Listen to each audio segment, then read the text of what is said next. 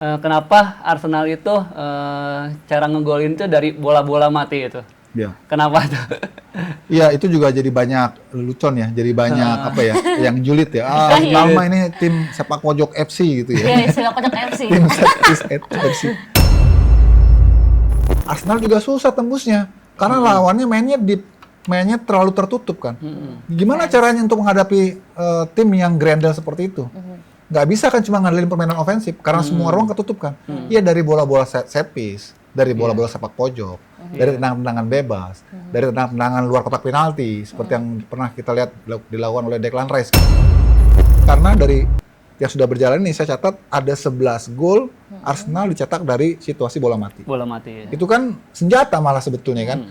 Kalau mau main terbuka juga, malah Arsenal senang kalau lawannya bermain terbuka. Yes people, akhirnya kita balik lagi di Talk With Me, Talking with It's Me.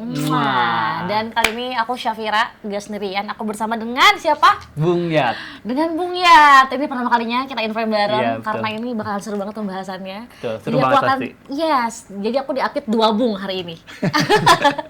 Dan tentunya hari ini kita akan bahas nih, Bung Yatna, yang lagi hangat banget diperbincangkan oleh banyak orang, yakni Liga Inggris. Premier, Iya, Liga Inggris, Premier League di 2025-2026. 2026. Plus juga mungkin yang sekarang lagi ada di puncak itu Arsenal, Ya, yang betul. dikatakan sekarang lagi setengah juara nih. Setengah juara. Gitu. Baru Terus juga- setengah ya. Baru setengah.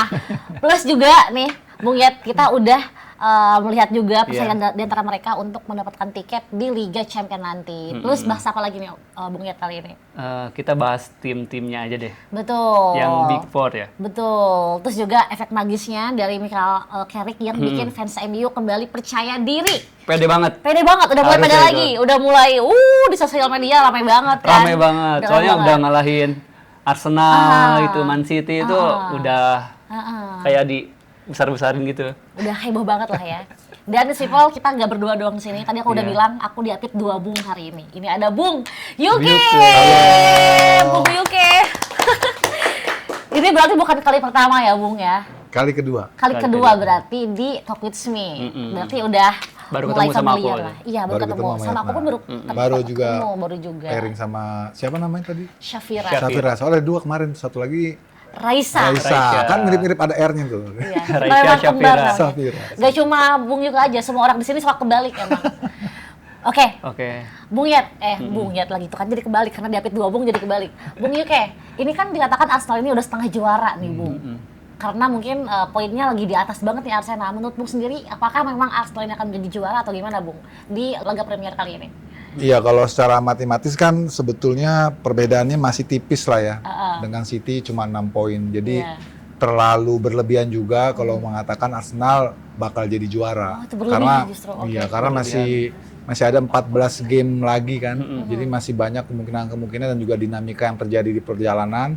Apalagi kita tahu bahwa Arsenal nih dalam 3 musim terakhir nih sering memberikan harapan palsu lah ya untuk para supporternya. Karena selalu jadi runner up, selalu disalib oleh pesaing utama terutama City sehingga betul. untuk kali ini mungkin juga harus sedikit menurunkan ekspektasi karena perjalanan masih jauh dan perbedaan masih 6 poin. Walau kita juga harus akui memang ini tim Arsenal yang paling solid ya, yang paling bagus, yang paling konstan lah ya dibanding 2-3 musim terakhir. Jadi lebih menjanjikan gitu. Soalnya udah matang gitu ya, Mas. Iya. Dengan kepelatihan Arteta Arteta itu ya. Iya. Karena kan Arteta kan memang dari 2019 sudah nangani tim ini, kemudian sudah banyak perkembangan yang dia sudah lakukan dengan pemain-pemain mudanya. Sekarang pemainnya sudah tentu seiring dengan perjalanan waktu jadi lebih matang juga. Dan apalagi kalau kita lihat saat ini Arsenal tuh tetap compete di 4 kompetisi yang masih mereka ikuti ya sampai sekarang gitu ya. Betul. Jadi wajar kalau itu membuat orang kembali mengingat bagaimana Arsenal pada musim-musim sebelumnya yang selalu menjanjikan di pertengahan sampai menjelang akhir. Oke. Kemudian disalib gitu. Disalib lagi pada akhirnya dia. Jadi jangan terlalu euforia diri. juga gitu ya. Karena ini fase-fase yang juga menurut aku sih krusial ya. Kenapa? Karena selama ini kan orang melihat Arsenal itu seperti terstigmakan sebagai tim pengawal piala ya. Pengawal piala. Bukan pemilik piala gitu. Soalnya udah 3 kali runner up terus itu. Oh, 3 kali betul iya, terus. Oke. betul. Dan ini kan menjadi efek traumatis yang cukup lumayan juga sih, karena Arsenal tuh bukan cuma sekali 2 kali disalip ya sepanjang sejarah mereka di Premier League. 4 kali mereka kali. pernah ngalamin disalip ya. 2 kali disalip sama MU dan 2 kali lagi lainnya sama City. Jadi sama-sama dari tim Manchester yang salip mereka gitu. Nah sekarang lagi-lagi momoknya tuh ada di City ya. Walaupun sebenarnya kan City-nya nggak lagi nggak lagi gacor lah ya. Justru lagi bumpy gitu ya.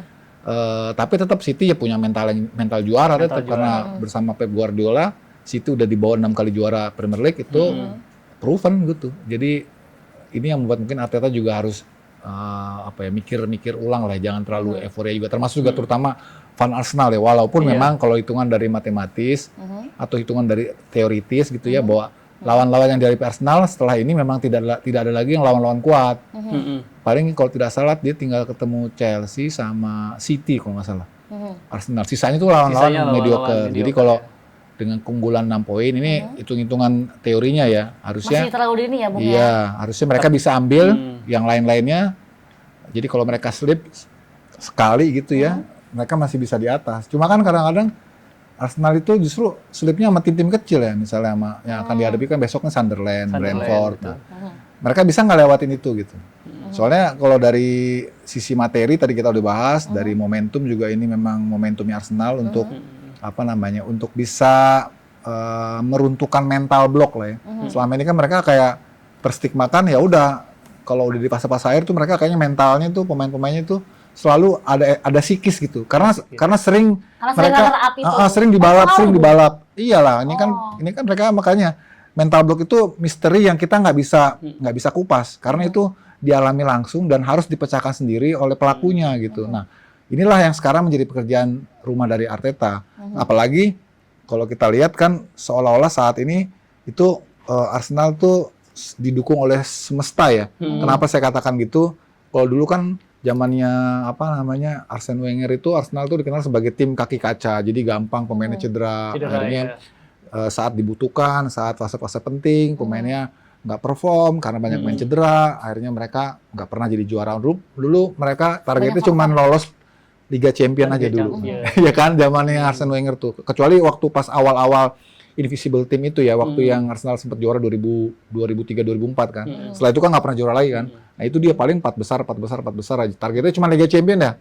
Pendukung Arsenal saat itu kan ya sudah pasrah kalau mereka berpartisipasi di Premier League tuh targetnya cuma lolos Liga Champion, bukan menjadi juara. Tapi sekarang di era Arteta itu udah semakin dekat. Jadi harapan pendukung Arsenal tuh untuk tim ini bisa menjadi juara tuh semakin besar. Dan sekarang boleh dilengkapi bahwa tadi saya katakan seolah-olah Arsenal saat ini didukung oleh semesta. Secara grafik mereka sedang meningkat. Kemudian pemain-pemain yang sebelumnya nggak muncul gitu ya. Misalnya seperti Gabriel Jesus, tiba-tiba kemarin bikin gol lawan Inter Milan di Liga Champions. Terus kayak Havertz yang sudah hampir setahun nggak main, tiba-tiba menjadi protagonista kemarin. Itu mantan Chelsea itu ngegolin itu, iya sakit banget itu. Iya pemain-pemain yang yang sebelumnya nggak kelihatan terus naik. Kemudian yang kedua juga salah satunya proses pembelian ya transfer di awal musim juga menurut aku sih cukup oke ya. Kayak Gyökeres, kemudian juga Eberechi Eze ya, terus ada beberapa pemain lain lah, Hincapié juga yang dari Bayer Leverkusen, itu melengkapi puzzle yang sempat hilang betul ya. Kan nggak selalu ya misalnya Odegaard dalam posisi yang perform, nggak selalu Martinelli dalam situasi yang available gitu ya. Nah pemain-pemain yang tadi saya sebutkan itu bisa ngisi, bisa ganti seiring dengan saat ini Arsenal dalam grafik yang bagus gitu. Itu yang sepertinya semua mendukung Arsenal sekarang ya.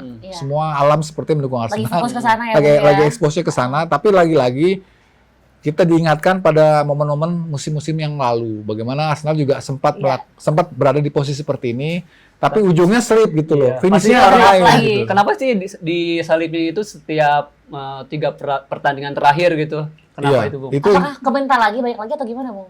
Ya, itu ada faktor itu juga psikis ya. Saya masih ingat musim lalu, itu Arsenal ketika kalah di semifinal Liga Champions, langsung drop mentalnya. Langsung drop ya? Di kompetisi domestiknya. Dia langsung ya dibalap lah sama Chelsea, sama City. Sama City ya. Nah, situasi-situasi itulah yang sebenarnya bisa jadi deja vu nih sekarang nih. Iya, betul. Kalau misalnya in management dari Artetanya ini nggak solid ya. Hmm.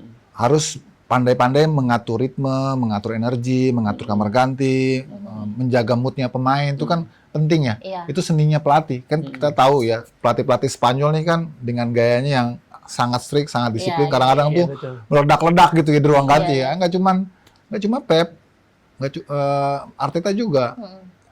Unai Emery juga. Unai Ini pelatih-pelatih Emery, Spanyol iya. kebetulan sekarang ada di tiga atas nih, tiga Tiga teratas nih.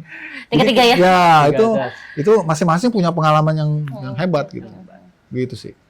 Tapi kalau dilihat dari cara Arteta ini melatih Arsenal, Bung, kira-kira apakah bisa menguatkan mental para pemain untuk misalkan menghilangkan stigma runner up nih di laga Premier kali ini? Iya, itu saya kira Arteta mestinya sudah belajar ya dari kegagalan-kegagalan musim-musim sebelumnya, di mana mereka hanya menjadi runner up ya di 3 musim terakhir. Bahkan yang paling fenomenal itu yang harusnya mereka juara tuh 2022, 2023. Itu udah harusnya Iya, mereka betul. juara. Kalau nggak salah waktu itu mereka sempat leading 8 poin ya. Sampai sisa beberapa pekan gitu. Kalau musim lalu memang mereka udah Iya, kelihatan nggak terlalu Iya. ini kan.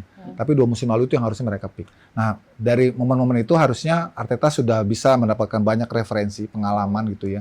Bagaimana caranya mengatasi hal yang sama. Karena sekarang situasinya pun sama. Arsenal mimpin terus nih. Bahkan sekarang udah lewat paruh kedua kan, atau masuk ke paruh kedua kan. Iya. Nah, itu yang saya kira dan semua juga paham, yang tahu persis bagaimana cara untuk mengencourage ruang ganti itu menjadi hal yang sangat penting ya. Konsentrasi, fokus. Cuman persoalannya nih, Arsenal ini dihadapkan pada 4 kompetisi yang sama-sama membutuhkan performa yang bagus ya. Iya. Sekarang kayak piala kalau di Carabao Inggris Cup. Carabao Cup ya, atau Iya. Piala Liga istilahnya. Kan mereka lolos ke final kan, menunggu pemenang dari Newcastle sama Man City. ya. Nah itu kan juga tanggung kalau dilepas. Iya. Tapi kalau difokusin nanti ada agenda yang nggak jauh berselang nih. Misalnya ada Piala FA juga, mana mereka juga harus main. Terus ada Liga Champions juga, jangan lupa. Jadi ada 4 kompetisi yang saya kira ini menentukan arah keberhasilan Arsenal untuk menjadi juara Liga Inggris. Karena nggak mungkin semuanya Arsenal akan main full tim. Iya, betul. Pasti ada bagian-bagian yang harus dirotasi gitu ya. Jadi fokusnya harus dibuat tuh skalanya. Mana dulu yang paling atas nih? Liga Champions kah? Liga Inggris kah? Kalau Piala Liga ataupun Piala FA oke lah. Itu mah bonus aja lah. Bonus Kalau udah di untuk final Arsenal out itu. nggak apa-apa lah gitu kan. Iya, Tapi iya, ini iya. paling enggak kan tetap ini mereka harus main semua ini kan. Iya, betul. Jadi harus ngatur ritmenya, ngatur energinya, ngatur squadnya gitu loh. Nah beruntungnya Arsenal kan sekarang squadnya nggak seperti musim-musim sebelumnya. Mereka dalam posisi justru kembali dari cedera gitu. Pemain-pemain yang dulu cedera kembali dari cedera dan menunjukkan performa. Jadi semuanya nih udah menguntungkan buat Arteta nih. Iya. Jadi Arteta tinggal pinter-pinter ngatur aja nih. Kapan porsinya untuk di sini, kapan porsinya untuk di situ, seperti apa nanti komposisi pemainnya dan seterusnya gitu. Soalnya kan sekarang pelapisnya juga sama Lumayan. gitu ya, lumayan juga ya kan. Kayak Saka gitu kan, penggantinya itu Madueke yang dari Chelsea itu ya kan. Itu lumayan bagus juga tuh buat Iya. salip-salip di depannya Iya, itu iya. lumayan bagus juga sih ya. Iya, tadi kan sampai kita bahas ya. Salah satunya juga keberhasilan jika memang ini disebut sebagai bagian dari proses yang dicoba oleh Arteta untuk bisa sampai menjadi juara, yaitu adalah transfer pemain ya. Transfer pemain. Eze, terus Madueke, Madueke itu. terus Hincape yang di bek kiri, terus ada Gyökeres juga di depan yang sudah bikin 6 gol, walaupun sebenarnya untuk ukuran striker belum inilah ya, belum Iya. terlalu hebat lah gitu ya. Tapi untuk musim pertamanya udah bagus. Gyökeres itu punya kemampuan untuk menarik-narik stopper lawan ya, Ya, betul. membuka ruang, second line-nya masuk, Declan Rice, Zubimendi itu kan pemain utama yang musim ini main full gitu loh. Terus Saliba di belakang, itu yang saya kira menjadi salah satu kunci sukses Arsenal bisa sejauh ini ya, karena pemain utamanya itu dalam keadaan sehat-sehat semua. Bahkan yang sebelumnya nih yang mengalami cedera panjang sudah balik lagi ke timnya. Itu yang makin mempersolid Kuat lagi. kekuatan Arsenal itu. Itu pertanyaan nih, Bung Yuke ya. Kenapa Arsenal itu cara ngegolin itu dari bola-bola mati itu? Ya. Kenapa tuh? Iya, itu juga jadi banyak lelucon ya, jadi banyak yang julid ya. Iya. Lama ini tim sepak pojok FC gitu ya. Iya, sepak pojok FC. Tim FC. Ya, sepak bola kagak ada yang haram mencetak gol Iya, dengan iya. berbagai cara sepanjang memang sesuai dengan koridor aturan kan. Iya. Karena kita tahu semua tim punya mazhab permainan yang berbeda-beda. Arsenal kan mirip-mirip dengan City ya. Cara mainnya kan flair football, sepak bola mengalir, terus ofensif, attacking gitu kan, yang memanfaatkan ruang-ruang sempit. Itu mazhabnya mereka. Mereka nggak bisa ubah karena tim itu dibentuk dengan mazhab itu. Nah, Soalnya, otomatis iya. lawan-lawannya juga menyesuaikan, beradaptasi. Karena kalau lawan Arsenal atau lawan City, mainnya juga sama, terbuka juga. Jadi betul. mereka mainnya negatif, mereka nunggu aja. Akhirnya terjadilah permainan yang monoton kan, Monoton. permainan yang satu arah. Arsenal juga susah tembusnya, karena lawannya mainnya deep, mainnya terlalu tertutup kan. Gimana caranya untuk menghadapi tim yang grandel seperti itu? Nggak bisa kan cuma ngandelin permainan ofensif, karena semua ruang ketutup kan. Iya, dari bola-bola set piece, dari bola-bola sepak pojok, dari tendangan-tendangan bebas, dari tendangan luar kotak penalti, seperti yang pernah kita lihat dilakukan oleh Declan Rice kan. Yang kayak begitu-begitu. Jadi nggak ada yang haram, fine-fine aja kalau memang itu menjadi senjata. Bahkan menurut menurut saya sih itu jadi salah satu sukses Arsenal bisa sampai di posisi puncak sekarang, karena dari yang sudah berjalan ini saya catat ada 11 gol Arsenal dicetak dari situasi bola mati. Bola mati. Itu kan senjata malah sebetulnya kan. Kalau mau main terbuka juga malah Arsenal senang kalau lawannya bermain terbuka. Mereka bisa memainkan plannya mereka gitu. Tapi kalau kebanyakan lawan Arsenal kan pada nunggu. Ya mau nggak mau deh. Caranya harus punya senjata pamungkas ya lewat bola-bola mati. Gitu. Bola-bola mati. Tadi kan Bung sempat bilang kalau Arsenal tuh banyak kalahnya sama klub-klub yang kecil justru. Nah, besok melawan apa? Besok tuh Arsenal tuh? Lawan Sunderland kalau nggak salah. Nah, di antara itu, Brentford ya. apakah menurut Bung sendiri bisa melewati itu atau enggak, Bung? Arsenal sekarang, Bung? Iya, ini kan Januari ya. Masuk ke ini Februari awal ya. Sebentar lagi juga ada Liga Champions juga ya. Nah, lawan Chelsea kan baru main juga. Pasti kan ya. Dan itu pasti kan akan menguras stamina juga ya, energi juga gitu ya. Itu yang saya kira harus disiasati betul oleh Arteta bagaimana di game selanjutnya yang berdekatan pastinya kan. Iya, itu. Itu mereka nggak miss walaupun lawannya memang di bawah mereka ya. Tapi ya nggak boleh lengah aja sebenarnya. Yang saya kira itu yang harus disiasati, dihindari, jangan sampai slip melawan tim-tim kecil gitu. Mereka superior lawan tim-tim gede, tapi banyak slip lawan tim-tim kecil. Nanti kayak City nih. City kan juga, kenapa City sekarang akhirnya keteteran di peringkat 2? Karena mereka banyak slip lawan tim-tim kecil gitu. Itu karena faktornya kenapa sih, Bung? Kalau dari skill mungkin bisa dibilang skillnya lebih oke Arsenal. Kalau lawan kayaknya kelelahan gitu. Nggak, kalau tim-tim kecil itu lawan tim-tim gede motivasinya double. Motivasinya double. Oh, oke. Jadi itu jadi apa ya, anti formula buat tim-tim gede. Iya. Buat Arsenal, buat City itu kalau tim-tim kecil tuh temu mereka tuh wah berlipat-lipat tuh determinasinya, tenaganya, ambisinya. Wah, apalagi kalau mainnya di kandang lawan gitu ya. Iya, betul. Wah, itu yang membuat akhirnya ya itu yang terjadi, banyak tim-tim itu slip di situ gitu. Kadang kebalikannya. Kenapa? Tim besar ngelawan tim kecil. Jadi tim besar itu kadang kalah gitu karena buang-buang poin itu. Akhirnya itu. Betul. Tapi balik ke mental juga kali ya, Bung ya? Iya, sama juga bagaimana pelatih ya, pendekatan pelatih. Kayak misalnya di laga kemarin ya, kita lihat bagaimana City bisa menang 2-0 ya, memimpin 2-0 lawan Spurs. Iya, Udahlah di atas angin lah itulah ya. Orang-orang udah pikir udah nih dibungkus lah 3 poin. Tapi karena ya nggak tahu mengapa di babak kedua pedalnya agak lepas gitu, agak dikendorin gitu sama City. Kan seolah kayak terlalu pede ya. Iya.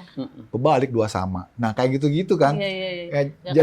Jadi itu memang tim gede itu nggak boleh anggap remeh juga. Di Inggris tuh kan tim-tim yang di bawah itu bisa ngejutin yang di atas. Itu mengapa mereka menjadi liga terkuat ya, salah satunya itu. Kadang udah udah menang nih, suka bertahan gitu Shakira itu karena udah menang bertahan aja nih.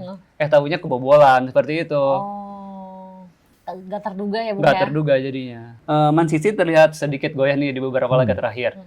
Apakah ini faktor kelelahan skuad atau Pep Guardiola mulai kehilangan sentuhan mautnya? Ya, itu ada dua kombinasi ya. Ada mungkin 2 alasan yang bisa diapungkan. Pertama, Pep ini sudah fase paling puncak gitu sebagai seorang pelatih bersama City di Liga Primer.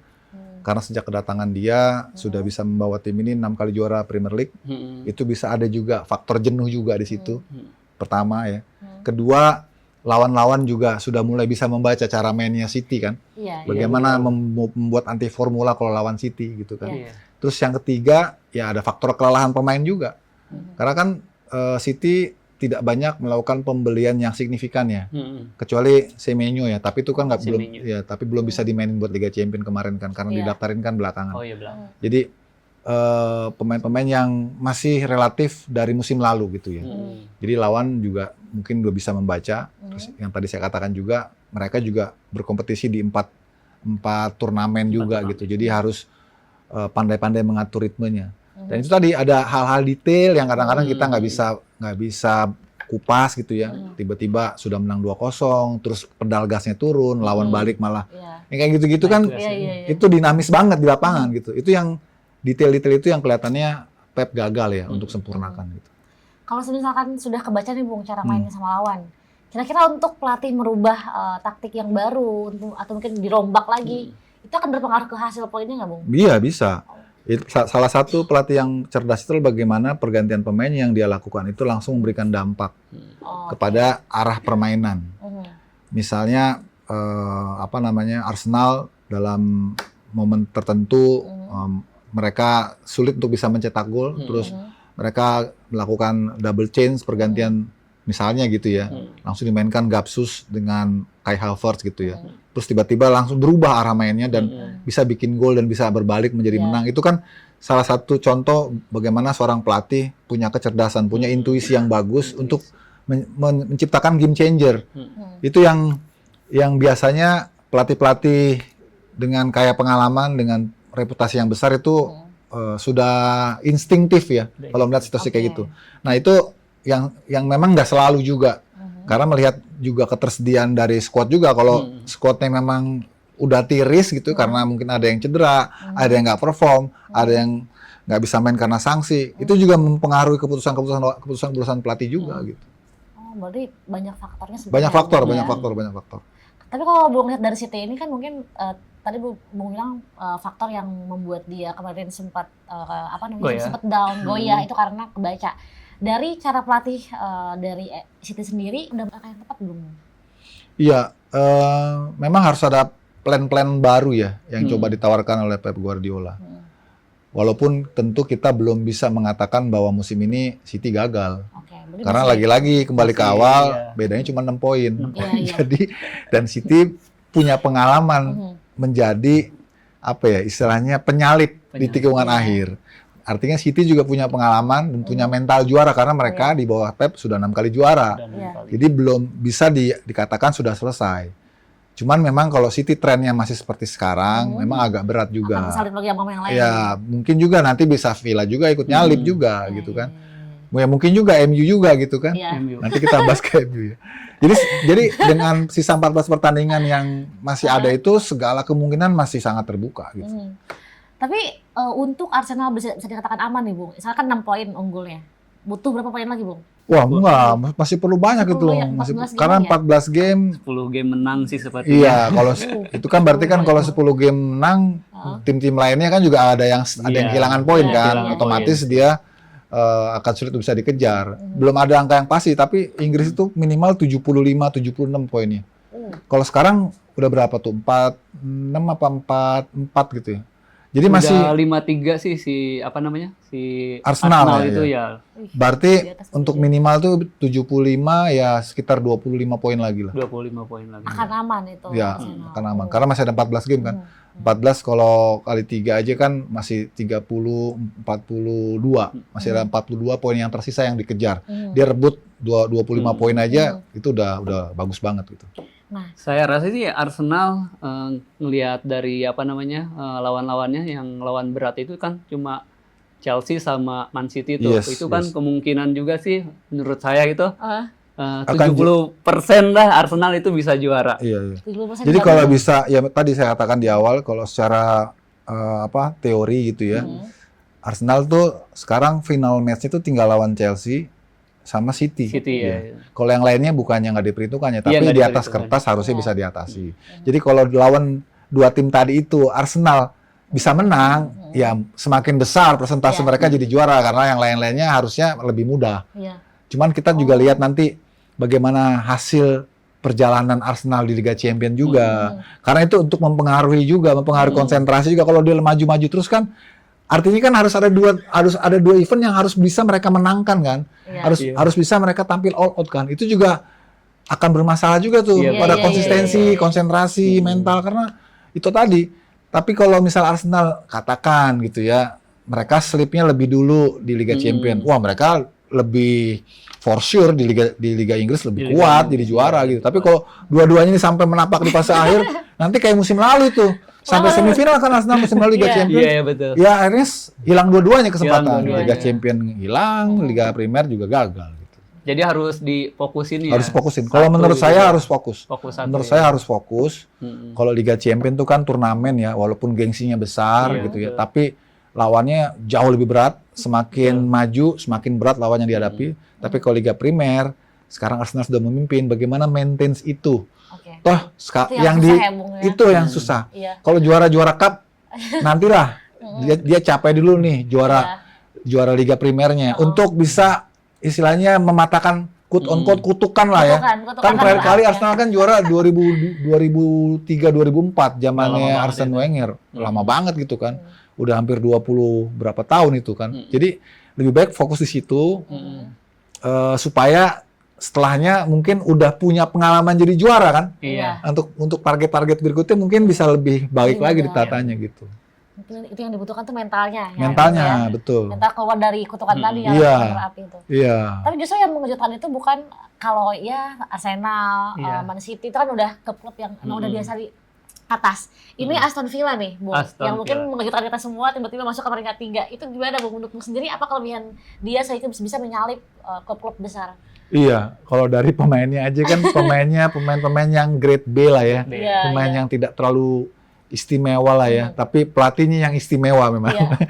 Pelatih yang istimewa. Ini lagi-lagi Unai Emery, satu dari 3 pelatih top Liga Inggris saat ini yang ada ya. Di samping Arteta dan juga Pep Guardiola. Jadi boleh dibilang sekarang nih hegemoni Liga Inggris dikuasain oleh pelatih-pelatih Spanyol dengan karakternya. Dan ketika kedatangan Unai Emery ini tahun 2022 di Villa bisa mengangkat Villa ke peringkat 7, kemudian meloloskan mereka ke Liga Eropa dan sekarang juga sudah berada di fase knockout Liga Eropa juga dan bukan tidak mungkin dengan konsistensi dan juga racikan dari tangan Unai Emery ini bisa membawa Aston Villa lolos Liga Champions. Dan itu jelas tidak lepas dari CV dan juga reputasi Unai Emery dalam megang tim ya. Kita tahu bahwa sebelumnya dia membawa Sevilla 3 kali juara Liga Eropa. Villarreal 1 kali juara Liga Eropa. Jadi pelatih ini memang spesialis juara cup lah gitu ya. Juara turnamen lah ya. Dan sudah nanganin tim-tim besar juga. Pernah Villarreal juga, pernah Sevilla juga, Arsenal juga pernah gitu ya. Jadi bukan pelatih ecek-ecek gitu loh. Makanya kita juga karena kita lihat timnya biasa aja, pemainnya biasa aja, tapi kok prestasinya bagus. Berarti pelatihnya gitu kan. Ternyata ya pelatihnya Unai Emery. Soalnya kan udah pengalaman juga di Liga Inggris, jadi dia nggak terlalu kaget juga kan. Kaget, betul-betul. Itu juga menjadi salah satu modal penting ya, bagaimana cara menangani tim, karena Inggris kan ini boleh dibilang galaksi tertinggi lah dalam sepak bola liga profesional. Jadi yang pegang tim-tim itu tentu harus pelatih-pelatih yang punya pengalaman gitu. Ini Bung, Aston Villa, MU, Chelsea, dan Liverpool. Poinnya sangat tipis nih. Menurut Bung, siapa yang punya peluang lebih besar bertahan di 4 besar menuju champion itu? Di 4 besar ya, pasti Arsenal, City, Aston Villa. Saya yakin Aston Villa. Tinggal yang keempat nih, apakah MU, apakah Chelsea? Sama Liverpool. Liverpool masih agak jauh ya. Liverpool masalahnya nggak konsisten nih masalahnya, nggak stabil gitu ya. Apalagi sebelumnya ada riak-riak kamar ganti antara Arne Slot dengan Salah, walaupun udah ditepis dan segala macam, sekarang udah kembali ke lapangan. Tapi kan tetap itu menyisakan kerugian ya, karena Liverpool banyak kehilangan poin juga kan. Dan sekarang posisinya Liverpool juga nggak konsisten juga di liga gitu kan. Jadi saya kira yang lebih punya chance untuk bisa berada di 4 besar itu tadi tiganya itu saya lebih sangat yakin tuh ya, Arsenal, City, Villa. Yang keempat ini kalau nggak Chelsea, MU mungkin. Tapi ini udah topik nih. Kalau Bung sendiri di antara klub-klub di Liga Inggris kali ini, Bung, mendukung klub siapa, Bung? Nggak ada sih. Kalau respect sih saya dari dulu respectnya ke Liverpool ya. Oh, jadi respect aja ke Liverpool. Liverpool. Karena emang itu kan tim yang dari kecil pertama kali Serie A. Iya. Oh, Liverpool. Di zamannya Ian Rush dulu, John Barnes gitu kan, kipernya yang Grobler itu. Karena dipicu situasi tragedi Heysel juga dulu. Oh, oke. Tahun 85 yang banyak menewaskan supporter itu. Itu jadi sampai sekarang tuh masih teringat terus. Dan perjalanan Liverpool dengan apa ya, tradisinya yang sangat kuat ya, terus apa ya namanya ya, nyanyiannya You Never Walk Alone, dan dan semua pelatih dunia itu, termasuk Alex Ferguson, termasuk juga Pep Guardiola. Kalau dikatakan mana stadion yang paling panas, yang paling angker, yang paling kalau lu masuk ke situ rasanya beda, Liverpool. Ya, jadi Liverpool tuh memang kaya akan ini ya, historis gitu ya. Ada ininya lah, ada auranya gitu. Kayak MU mungkin ya. MU kan dulu kan dijuluki Theatre of the Dream, kan. Apa namanya? Ya, tapi kan setelah eranya Fergie kan magisnya jadi hilang, kurang gitu kan. Pelatih datang dan pergi, terus tim-tim lawan yang dulu susah sekali bisa menang di Old Trafford, jadi gampang banget menang di Old Trafford gitu. Kan mereka saat ini kehilangan rohnya gitu Nah, kembalinya ataupun juga siklus baru yang dibawa Carrick inilah yang kelihatannya semoga aja bisa mengembalikan lagi kedikdayaan ataupun apa ya, kebesaran lah dari MU gitu. Kan tadi berarti 3 posisi itu yang keempat bingung antara Liverpool dan Chelsea. Ini pas banget ini Chelsea dan Liverpool, dua-duanya rebut keempat. MU sama salah Chelsea. Ya. MU sama Chelsea. Kan kamu Chelsea nih, Chelsea garis keras. Tadi pagi-pagi masuk kata udah murung banget. Chelsea kalah. Udah murung tuh makanya. Tapi menurutmu sendiri kenapa Chelsea masih dipertimbangkan Bung dibandingkan dengan MU? Iya, karena grafiknya bagus. Bagus. Dengan masuknya pelatih baru ya, membuat rangsangan baru kelihatan sekali ya. Tim ini menjadi kembali antusias gitu. Karena itu bisa dilihat dari rekor 6 kali menang, hanya 2 kali kalah. Dan 2 kalinya kalah kan di Cup kan. Iya, di Cup semua, sama Arsenal semua. Bukan di Liga kan. Di Liga kan bagus progresnya. Itu kan menunjukkan bahwa pelatih ini bisa diterima sama pemain-pemain gitu kan. Kan nggak gampang pelatih baru bisa bonding sama pemain karena harus adaptasi, harus menciptakan lagi komunikasi. Tapi si Liam ini ternyata bisa langsung nyetel. Dan memang lawan-lawannya bukan lawan yang berat-berat, tapi paling tidak untuk jaga konsistensi di Liga Primer untuk 6 kali menang terus itu nggak gampang kan. Artinya kan dia sosok Liam ini kan bisa menumbuhkan kepercayaan diri para pemainnya gitu ya, di bawah asuhannya, padahal usianya ya relatif muda ya, masih 41 tahun kan. Berarti kan pelatih ini hebat gitu loh. Bisa megang pemain-pemain ataupun tim yang memang sedang membutuhkan quote-unquote pertolongan. Tim yang sebelumnya menjadi juara dunia antar klub loh, Chelsea loh. Kan di bawah Maresca kan. Di bawah Maresca kan bisa sehebat itu kan. Artinya kan ini pelatih datang pasti dia punya beban juga, waduh nih gue harus ngelatih tim yang juara dunia nih gitu kan. Tapi dia bisa gitu. Nah itu yang makanya tadi saya katakan bahwa itu salah satu alasan Chelsea masih dipertimbangkan menjadi kontender untuk bisa masuk ke zona Liga Champions gitu. Terus Bung, mau tanya, kenapa Chelsea itu cepat banget ganti pelatih gitu? Cepat banget itu, kenapa Bung? Iya, Chelsea ini kan memang dulu awal mulanya bukannya ditemukannya, tapi diakuisisi oleh Roman Abramovich kan memang tujuannya untuk instan, untuk prestasi cepat. Jadi dia dulu tuh kayak Los Galacticos-nya Inggris lah. Pemain-pemain dia kan zamannya Roman Abramovich dulu kan waktu pegang Chelsea dia ambil Didier Drogba, pemain-pemain Seva, pemain top lah semua ke situ semua lah. Karena untuk prestasi instan itu. Dan saat itu kan memang bagus. Pas pelatihnya Mourinho kan juara-juara kan itu. Juara-juara. Nah, itu terimbas sampai sekarang. Karena di era transisi juga Chelsea pernah di Matteo bahwa Chelsea juara Liga Champions, setelahnya langsung dipecat pelatihnya, ganti lagi. Saya nggak tahu tuh, unik memang ini organisasi dari Chelsea ini unik gitu loh. Termasuk ini juga Enzo Maresca bahwa Chelsea juara dunia antar klub loh. $100 juta itu, $100 juta hadiahnya kalau nggak salah. Sama ini satu lagi langsung diganti juga. Thomas Tuchel itu ya. Thomas Tuchel juga.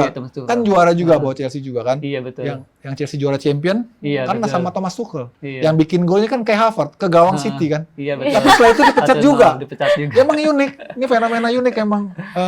Chelsea satu yang saya hormati dari Chelsea itu tetap mereka walaupun seperti itu fluktuatif gitu manajemennya, organisasinya, namun mereka masih tetap mengedepankan pemain-pemain akademi, pemain-pemain muda. Maka Chelsea itu selalu berani menelurkan pemain-pemain muda gitu. Tapi kalau sekarang di bawah pelatih baru tuh Bung, Liam.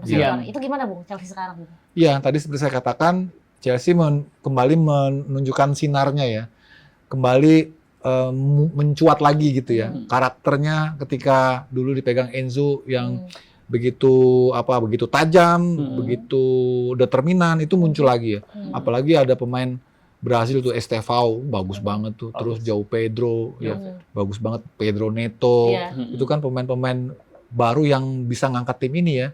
Di samping nama-nama lama ya kayak Enzo Fernandes ya, terus Caicedo gitu kan, Cole Palmer, terus Cucurella gitu ya. Jadi berpadu, berkombinasi menjadi kekuatan yang cukup solid saat ini ya. Tinggal bagaimana jaga momentum yang sudah normal lagi dari Chelsea ini oleh Coach Liam ini agar mereka tetap konstan, tetap bisa bersaing di peringkat atas gitu. Tapi itu di posisi bagus Chelsea sekarang itu apakah karena faktor pelatih baru aja atau memang dari struktur yang lainnya udah oke Bung? Pasti yang paling dominan pelatih. Pelatihnya justru. Karena ketika terjadi pergantian pelatih itu nggak gampang tuh. Kalau organisasi manajemen kan memang itu udah template lah ya. Mereka pasti sama aja gitu ya. Manajemen juga kan nggak berubah. Tapi kan pelatih ini yang paling dominan memberikan pengaruh, sukses atau kagak transisinya ini. Ternyata pergantian ini sukses dan menghasilkan prestasi yang bagus. Artinya peran pelatih di sini masuk di saat terjadi perubahan gitu ya. Itu kan gak gampang. Kalau pelatihnya nggak kuat, bisa pelatihnya yang mental gitu kan. Ternyata pelatih ini punya karakter ya. Walaupun kalau lihat dari casingnya kan kayaknya nggak meyakinkan ya, masih muda. Jadi memang wajar kalau orang kurang yakin. Namanya juga kan bukan nama besar. Kan yang kita tahu Chelsea kan sebelumnya ditangani pelatih-pelatih hebat ya. Jadi Mourinho, terus Ancelotti, Conte ada. Tuchel, top semua. Tiba-tiba Liam, ini siapa Liam gitu kan. Jadi orang kan agak pesimis kan. Sendiri ya. Tapi kan ternyata kan bisa gitu langsung. Di samping tentu pasti modal pemainnya juga bagus. Maksudnya pemain-pemain ini. Ada yang mendukung dari artinya pemain-pemain ini mendukung pelatihnya juga. Kan ada juga pemain yang nggak suka pelatih diganti, kan? Tapi pemain Chelsea ini kan ternyata mereka malah lebih bonding lagi, lebih kuat lagi, lebih semangat lagi.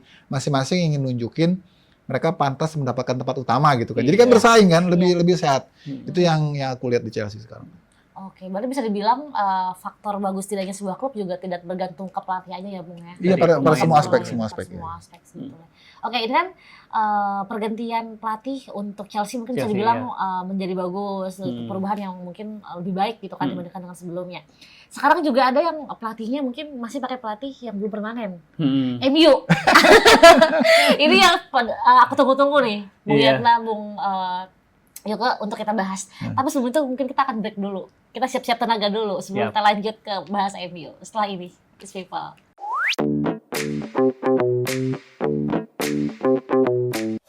Oke, It's People, masih di Talk With Me. Talking with It's Me.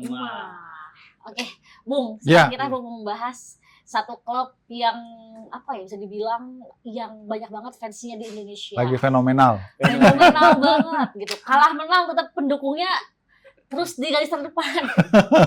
Apalagi bukan MU. Die hard pendukungnya.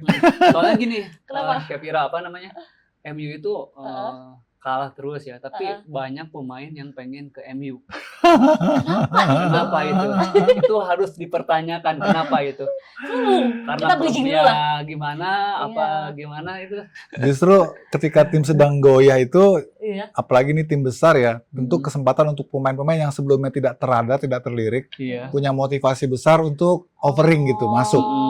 Kalau timnya settle kayak City kan lebih selektif milih pemainnya kan. Iya.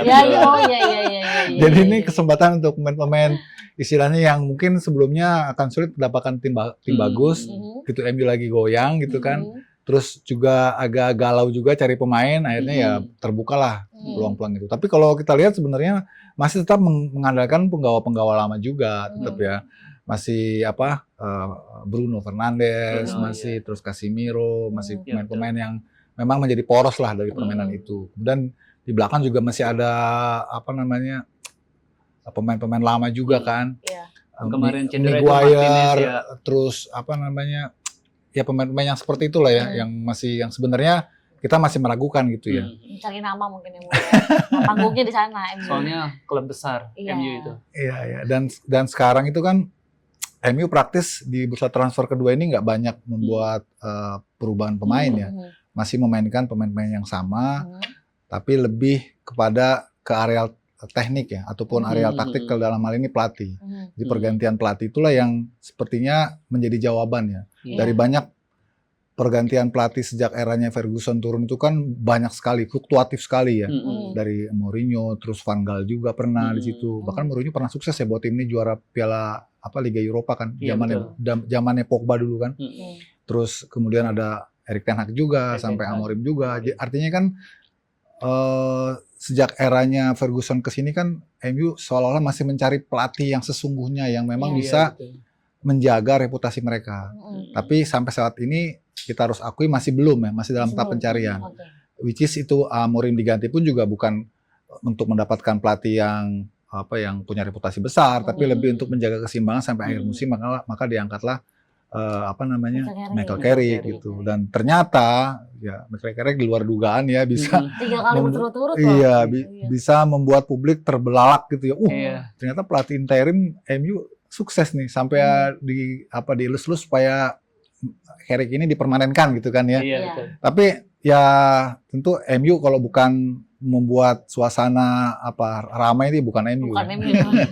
Penuh fenomenal ya. Iya, kita ingatkan waktu pas pergantian pelatih ke tangan dari Ole Gunnar Solskjaer kan. Itu kan sempat diragukan juga. Posisinya Ole kan waktu itu kan juga interim juga. Tapi di ujung musim sampai jadi runner up. Kan betul. Berarti ternyata MU mestinya emang pelatih-pelatih yang begitu ya. Pelatih-pelatih yang mediocre ya. Tapi itu Bung, kenapa berulang polanya? Apakah mungkin karena efek dari pelatih baru aja, atau mungkin kalau awal-awal masih adem ayem lah antara di ruang gantinya atau gimana Bung, faktor yang lain? Iya, MU itu kan tim besar ya. Tentu mereka butuh pelatih yang figurnya besar juga. Yang itu sampai sekarang belum didapati. Dulu Ferguson sempat dimintai pendapatnya untuk mencari pengganti yang tepat buat dirinya gitu kan. Terus waktu itu sempat kan ada pelatih penggantinya itu, saya lupa jadi namanya itu, yang dari Everton, tapi nggak bisa lama juga karena memang ternyata pendekatan strateginya berbeda dengan filosofinya MU. Terus sejak itu pencarian terus dilakukan. Moyes tadi saya dibisikin tuh, jadi sempat Moyes kan, itu sebenarnya David Moyes itu merupakan rekomendasi dari Alex Ferguson sampai didatangkan ke rumahnya, dibicara dulu. Jadi seperti untuk memberikan tongkat estafet lah. Ternyata kan gagal. Ya. Kemudian setelah itu praktis MU nggak pernah stabil tuh. Pelatih bergonta-ganti terus ya gitu ya. Sampai yang terakhir Amorim ya. Diharapkan Amorim ini bisa memperbaiki sentuhannya Ten Hag. Ya. Ternyata kepala batu juga. Portugal kan pelatihnya memang keras kepala semua kan. Sama kayak Mourinho. Amorim juga sama kan. Ternyata hasilnya justru malah MU berada di peringkat ke-15 kan musim lalu kan. Sehingga mereka hampir-hampir degradasi kan. Apa jadinya tuh kalau sampai degradasi beneran kan. Benar-benar di goa selama setahun itu pendukungnya tuh.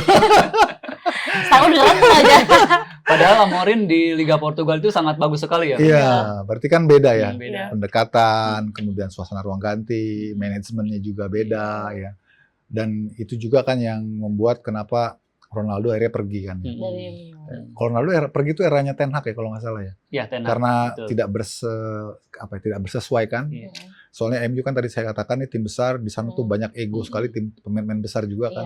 Kalau nggak bisa disentuh secara baik kan oleh pelatihnya bisa menimbulkan suasana yang nggak harmonis juga kan. Itu yang terjadi. Kemudian Amorim pun sama ya, dengan pendekatan yang boleh dibilang kepala batu gitu ya. Karena dia nggak mau melakukan perubahan gitu ya, meskipun strateginya udah mentok. Akhirnya ya sampailah deadline-nya gitu ya. Amorim kemudian diganti. ganti oleh Michael Carrick. Orang juga sama seperti ketika kedatangan Ole juga orang kan agak underestimate ya. Bisa apa sih nih pelatih yang nggak banyak pengalaman gitu kan. Bahkan kalau lihat dari reputasi masih mendingan Moyes malah kan sebenarnya kan. Kalau Carrick kan ya boleh dibilang ini untuk mengganjal ya posisi interim supaya nanti MU di akhir musim mendapatkan pelatih yang benar-benar mereka inginkan gitu ya. Tapi di luar dugaan berhasil gitu ya. Ternyata usut punya usut pendekatan Carrick tuh lebih tenang dia kepada pemain. Jadi tidak meledak-ledak, tidak seperti Ten Hag, tidak seperti Amorim gitu ya. Karena mungkin dia juga mantan pemain MU, lama di MU, dia bisa menyerap energi ruang ganti, bagaimana caranya merilisnya ke para pemain gitu ya. Ada perubahan-perubahan dari sisi non teknis lah ya. Misalnya rutinitas kedatangan squad ke stadion, ke latihan itu sedikit agak berbeda. Terus setelah pertandingan ada team talk gitu kan. Biasanya kalau team talk itu kan justru terjadinya di sela-sela pertandingan ataupun saat jeda. Tapi kalau Carrick ini agak berbeda. Terus kemudian dari taktikal juga agak berubah ya. MU bermainnya lebih pragmatis, lebih efektif, lebih efisien gitu ya. Nggak lagi banyak memainkan possession. Dan para pemain itu tampaknya nyaman gitu ya. Akhirnya bisa masuk ke dalam skemanya dari Carrick. Nggak banyak perubahan. Jadi menurut saya lebih kepada sentuhan personalnya yang membuat MU kemudian akhirnya di luar dugaan bisa mengalahkan Arsenal maupun juga City gitu kan. Itu kan pelatih nggak bisa membuat perubahan yang drastis di saat transisi kan. Pasti dia coba menjalani apa yang udah berlaku kan. Paling melakukan perubahan-perubahan yang minor gitu. Nanti mungkin untuk jangka panjangnya baru bisa dilakukan perubahan. Tapi kalau untuk jangka dekat, jangka pendek pasti lebih ke personal, sentuhan pemain. Dan Carrick tampaknya mendapatkan simpati itu. Gitu. Bung, kalau dilihat dari para pemainnya, kalau tadi kan banyak bergantian pelatih ya MU ini. Tapi kalau dari pemainnya, Bung, untuk dari dulu sampai sekarang mungkin itu sudah mumpuni atau belum, Bung, MU ini? Iya, MU kalau misalnya dibanding dengan Liverpool ya, dibanding dengan City misalnya, ini kan tim-tim yang selalu punya pemain yang besar gitu ya, istilahnya big player for the big game gitu ya. Kalau di Liverpool kita tahu masih ada Mohamed Salah, kalau di City masih ada Erling Haaland gitu kan. Oleh MU kan nggak ada. MU kan nggak punya sosok seperti katakan Ronaldo gitu ya, yang bisa menjadi jaminan di lini depan gitu. MU kemarin belinya Bemo kan dari Brentford ya. Yang Brentford apa Bournemouth gitu ya. Yang notabene kurang menjanjikan walaupun di musim lalu dia bikin 10 gol ya. Tapi untuk MU struggle juga dan saat ini baru bikin 8 gol kan dari 24 game yang sudah dilalui kan untuk ukuran seorang striker itu masih terbilang minim untuk MU. Jadi memang MU butuh figur besar dan itu yang sampai saat ini belum dimiliki oleh MU, itu mungkin jadi salah satu alasan juga ya.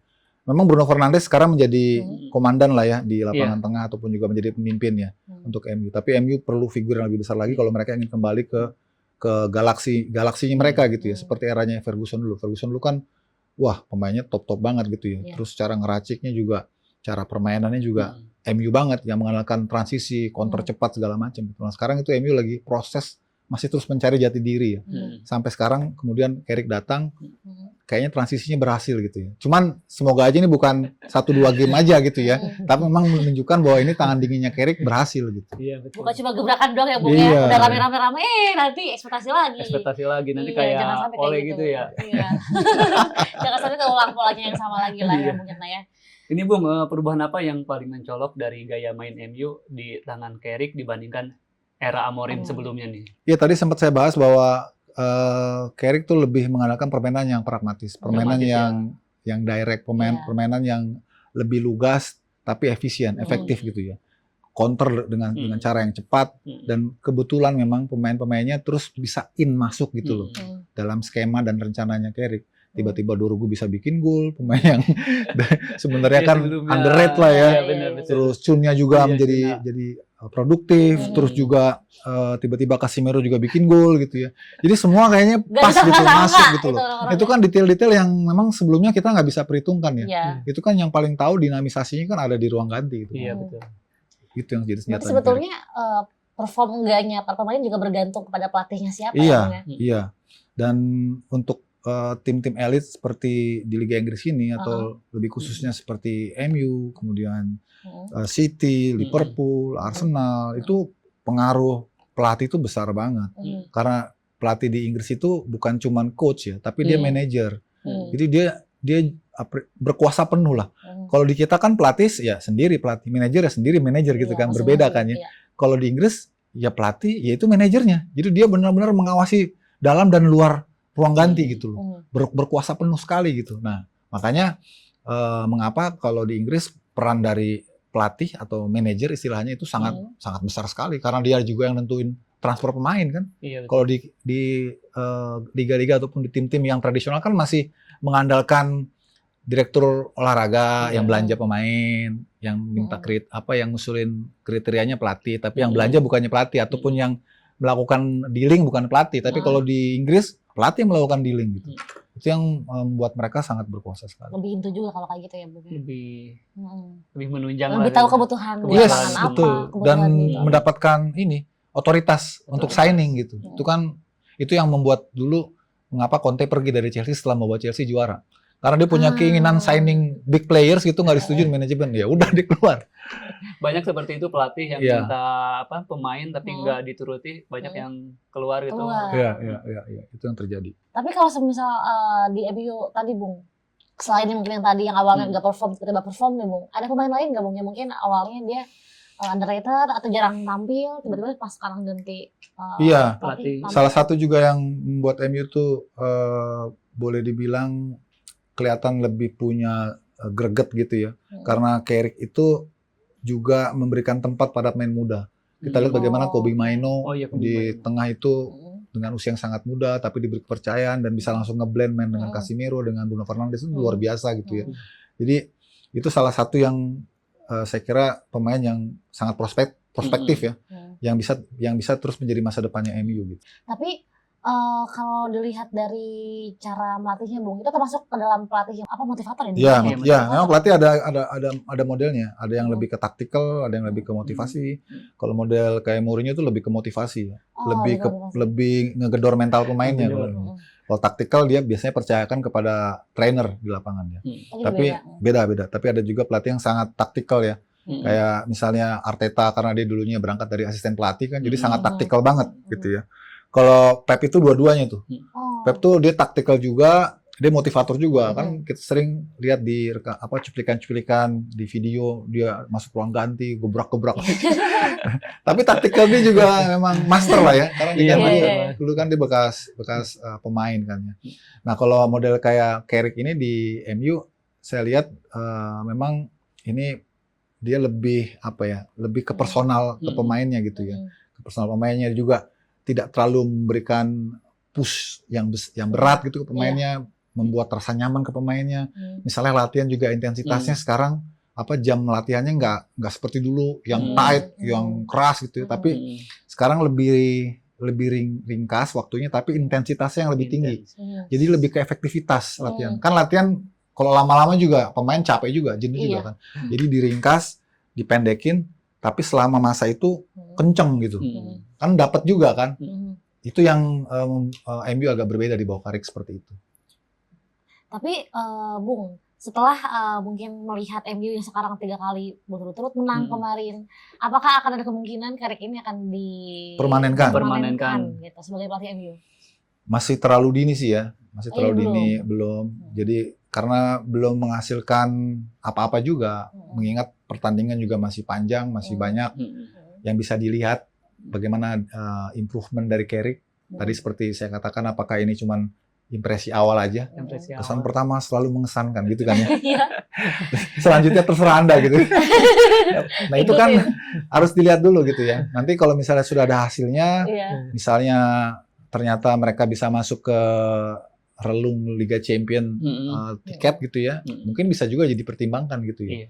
Tapi tetap sih kalau menurut saya pribadi, MU harus dipegang pelatih yang nama besar, tetap ya, yang tentu bisa memegang semua lini gitu ya, nggak cuma punya hubungan yang baik dan yang kuat dengan manajemen, tapi juga dihormati oleh pemain, punya taktikal yang kaya dan juga punya CV yang mentereng, itu tetap sih, karena MU ini memang MU gitu. Jangan cuma supporternya aja nih yang besar nih, tapi pelatihnya juga harus.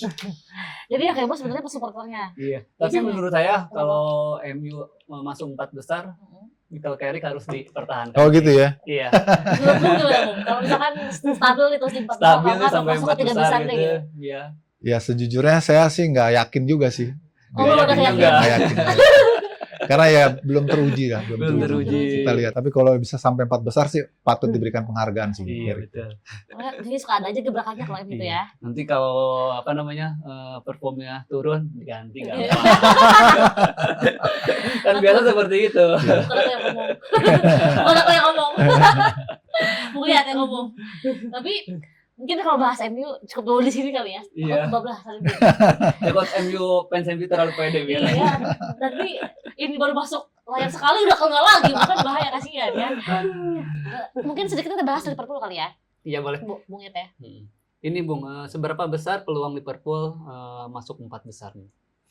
Iya, peluang masih ada, tapi kita lihat bagaimana performa mereka yang belakangan naik turun ya, yo-yo ya. Terutama lini pertahanan mereka yang sangat gampang sekali ditembus lawan. Sangat rapuh banget. Rapuh banget gitu ya.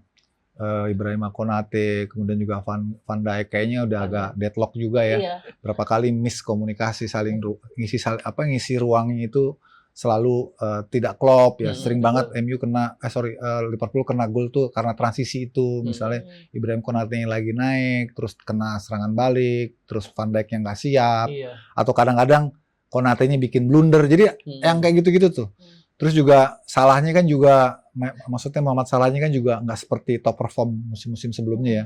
Kelihatannya perselisihan kemarin tuh masih belum tuntas penuhnya ya. Artinya untuk mengembalikan lagi sentuhan Salah, terus kepercayaan diri dia, apalagi kemarin juga gagal bawa Mesir juara Piala Afrika kan. Piala Afrika. Itu kan resikonya kalau tim-tim Inggris punya pemain besar dari Afrika, begitu pas ada Piala Afrika, nah itu mereka off dulu kan, berarti libur dulu berapa pertandingan gitu kan, itu yang membuat akhirnya keseimbangan, stabilitas, apalagi kalau ngandelin nama-nama besar itu jadi pengaruh juga, itu yang dirasakan oleh Liverpool sih, walaupun memang kalau kita lihat kedatangan Florian Wirtz ya, itu sudah mulai kelihatan, walaupun cukup lama juga nunggu dia bisa dapetin ritmenya ya.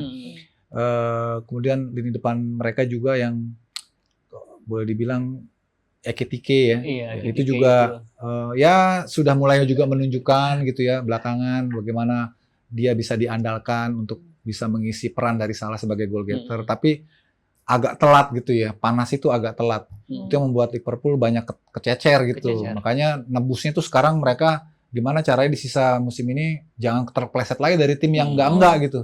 Ya kan karena Liverpool lawan tim yang enggak kalah gitu kan. Itu yang membuat mereka banyak kehilangan poin gitu. Itu karena mereka menyepelekan atau gimana, Bung? Atau mungkin mentalnya yang udahlah gitu. Ya itu juga jadi pertanyaan banyak orang sih, karena kehadiran Arne Slot di musim pertama bisa bawa Liverpool juara kan seolah-olah memberikan harapan besar ya buat tim ini bisa long last gitu di bawah Arne Slot gitu ya, dengan komposisi pemain yang solid ya.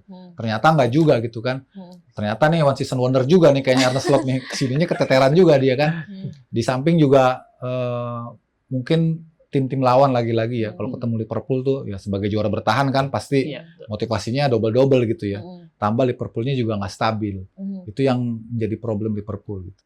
Soalnya diperhatikan itu dari pertahanan sih. Iya memang pertahanannya sangat mudah. Sangat mudah. Ketika transisi, karena Liverpool ini kan mainnya kan pressing ya. Ketika pressing, terus possession, apalagi mereka dalam kondisi menguasai permainan, otomatis kan lini pertahanannya kan tinggi kan, naik semua kan ke depan kan. Begitu mereka nggak solid, tengahnya lepas, terus kena counter, berarti kan pemain belakangnya udah ketinggalan. Itu yang sering terjadi di Liverpool gitu. Makanya itu yang barangkali harus sedikit diubah, bagaimana caranya mengatur tempo supaya Liverpool nggak terus-terusan dalam posisi bermain terbuka gitu ya. Sekali-kali bermain defense dulu, baru ngandelin counter, ngandelin kecepatan Ekitike, ngandelin kecepatan dari Florian Wirtz ya. Terus juga Salah juga masih punya ada ruang buat dia untuk kembali menemukan sentuhannya. Itu yang kelihatannya memang harus terus diolah sih oleh Arne Slot gitu. Tapi Bung, ini kan jendela transfer ini kan baru aja ditutup ya Bung ya. Dan mungkin beberapa itu ada yang pembeli pemain, dan kalau misalkan Bung Yuke lihat di antara 4 tim tadi yang di atas yang kelihatan panik buying siapa nih Bung? Dan apakah itu akan mempengaruhi keharmonisan mereka di ruang ganti? Kalau mau dibilang panic buying sebenarnya City ya.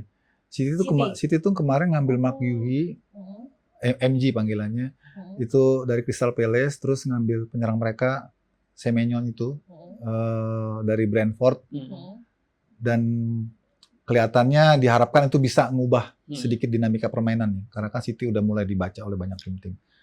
Tapi hasilnya juga belum terlalu istimewa juga, walaupun yang paling kelihatan memang Semenyon itu udah bikin 4 gol ya, 1 di Piala Liga, 1 di Piala FA, 2 di kompetisi Liga Primer, lawan Wolves dan juga lawan Tottenham. Artinya kan sudah mulai kelihatan tuh ada opsi-opsi yang berbeda di samping cuma hanya mengandalkan Erling Haaland gitu ya. Tapi kan itu belum juga bisa dikatakan berhasil karena kan masih panjang nih perjalanan.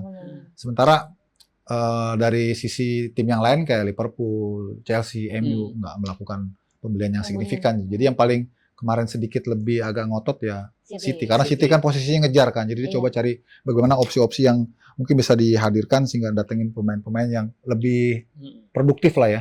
Semenyo itu kan udah 13 gol itu lumayan, udah mau menyampaui Eric. Kalau digabung ya dengan Brentford kan. Kalau di City sendiri baru 4 gol.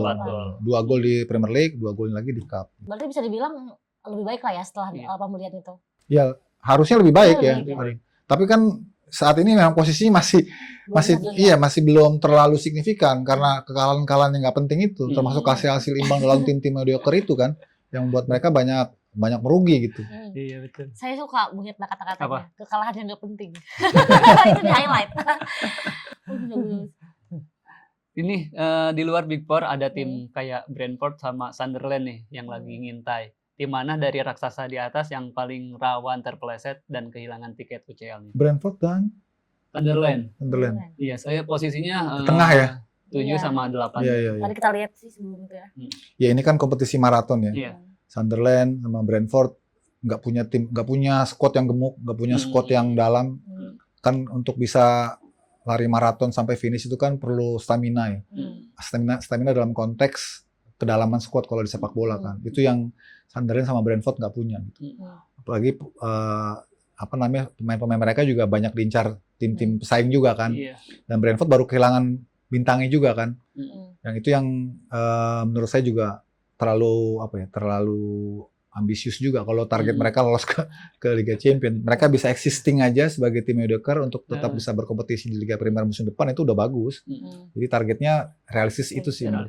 Soalnya kan sekarang Tottenham, Newcastle itu udah agak ngedrop gitu, turun ya. Iya, memang sih sayang ya tim seperti itu yang potensinya besar gitu ya, yang punya istilahnya punya modal gede lah, manajemen yang bagus, tapi karena satu dan lain hal, mungkin karena pembelanjaan pemainnya, terus adaptasi dari pelatih terhadap ritme pertandingan yang berjalan itu nggak terjadi, itu membuat mereka akhirnya tercecer ya.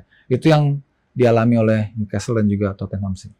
Tapi kalau dibandingkan dengan Brentford sama Sunderland ini, Bung, yang paling menonjol mana Bung antara kedua itu, Bung? Terbrentford yang sedang ini sih ini ya, Sunderland ya, yang kelihatannya menggebu-gebu ya.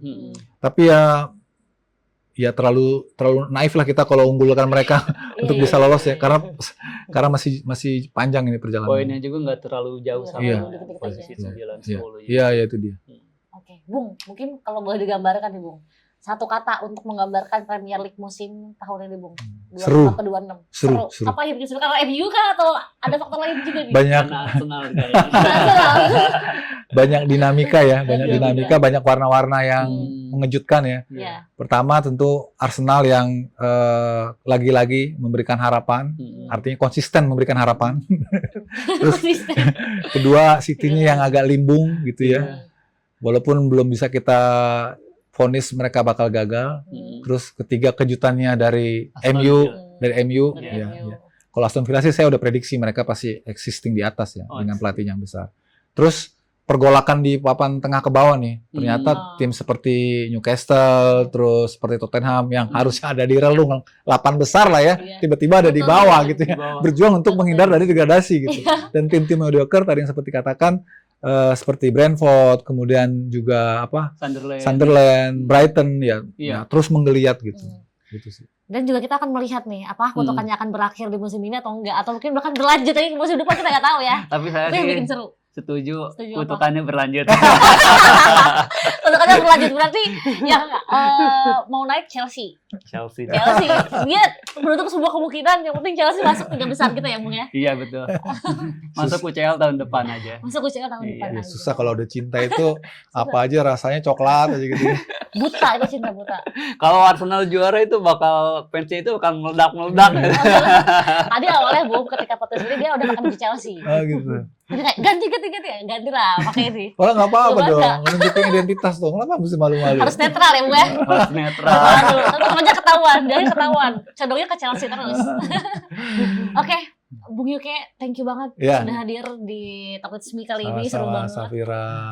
Semoga nanti kita bertemu lagi di sini setelah ada hasilnya ya. Iya betul. Biar bisa kita lihat, kita review podcast kita kali ini banyak banget blok ada kejutan ternyata nanti. Ada mungkin 30 pertandingan lah. Iya, semoga nanti kita ketemu lagi di sini Bung Yuki. Iya. Jangan bosan-bosan, jangan kapok untuk The Talk With Me, dan sorry banget it's people kalau ada salah-salah kata. Mungkin terakhir Bung, apakah yang ada yang disampaikan untuk fans MU mungkin yang sekarang lagi di marak-maraknya di atas? Iya.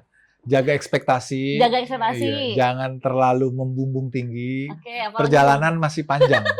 masih panjang itu aja Bung. Iya. Oke, thank you banget dan sampai jumpa lagi di episode Talk With Me selanjutnya. Bye bye. Bye bye. See you.